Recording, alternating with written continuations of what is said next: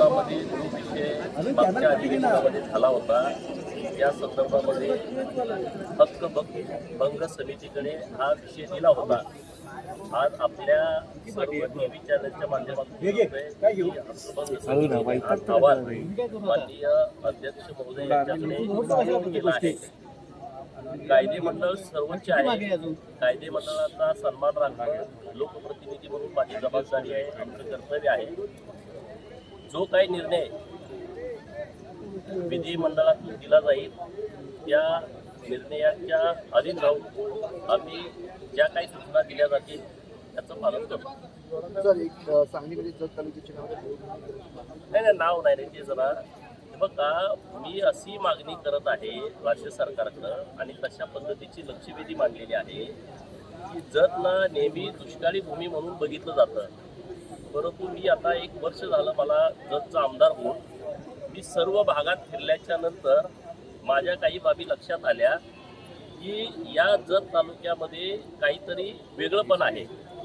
रामायण महाभारतापासूनचा इतिहास हा जत तालुक्यामध्ये लपलेला आहे।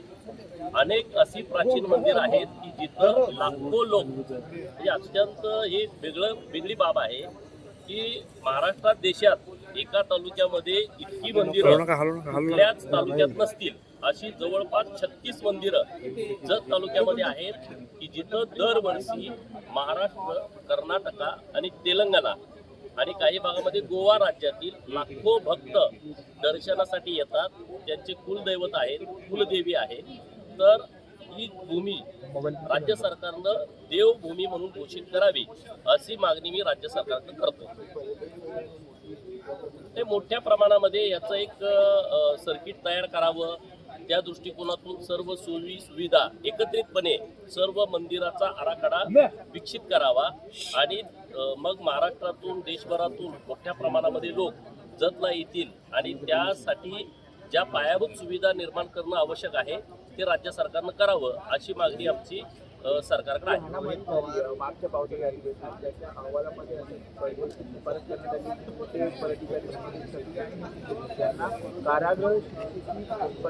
बघा, मी आता तुम्हाला नम्रपणे हेच सांगितलं की विधिमंडळ हे सर्वोच्च मंडळ आहे।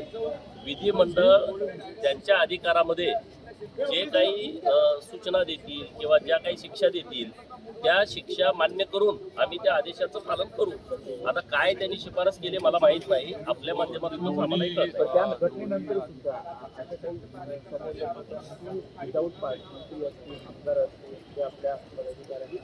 बघा, आम्हाला तर अजून 5च मिळत नाही, 2 मिळतील। आज एवढी लोक बाहेर आले तर मला तर माहित नाही दुसऱ्या कोणाला दिला असता तर मला काय।